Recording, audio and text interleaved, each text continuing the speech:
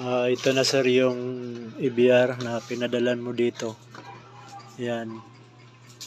Titingnan natin kung anong problema. Isa lang pala yung output nag-function nito, no? Yan. Yan, bubuksan natin yung EBR, no? Titingnan natin kung ano yung problema sa loob. Ito na, bubuksan natin, no? Yun.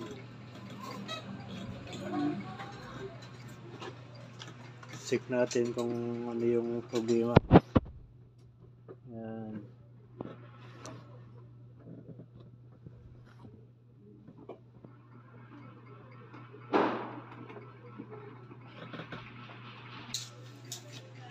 Ito po, binuksan ko na. Parang may sunog yata yung linya. Yung 220.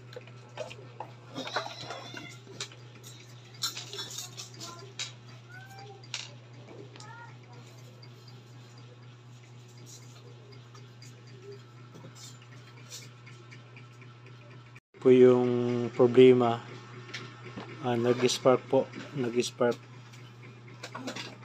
kakaroon na nasunog po yung connection niya, kaya wala pong power na makikita natin.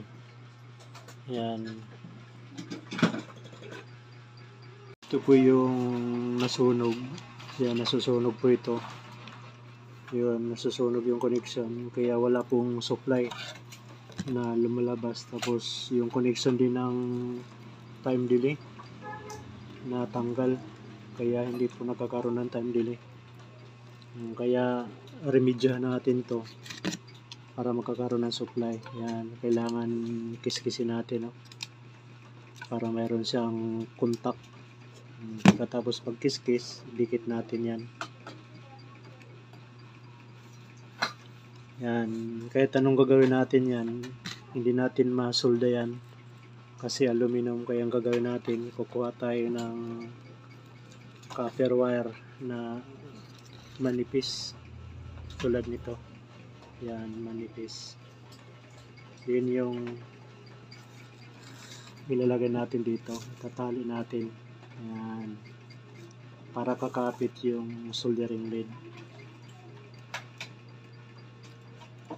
Yan. Ito po yung mga technique namin.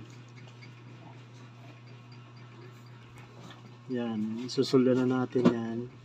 Yan, gamit natin yung soldering. Ito po yung soldering lead. Yan, solda natin. Yan, talagang dumikit na.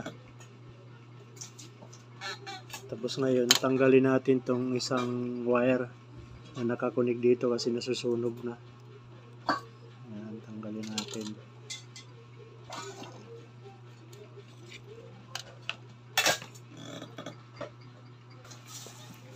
Lagyan natin ng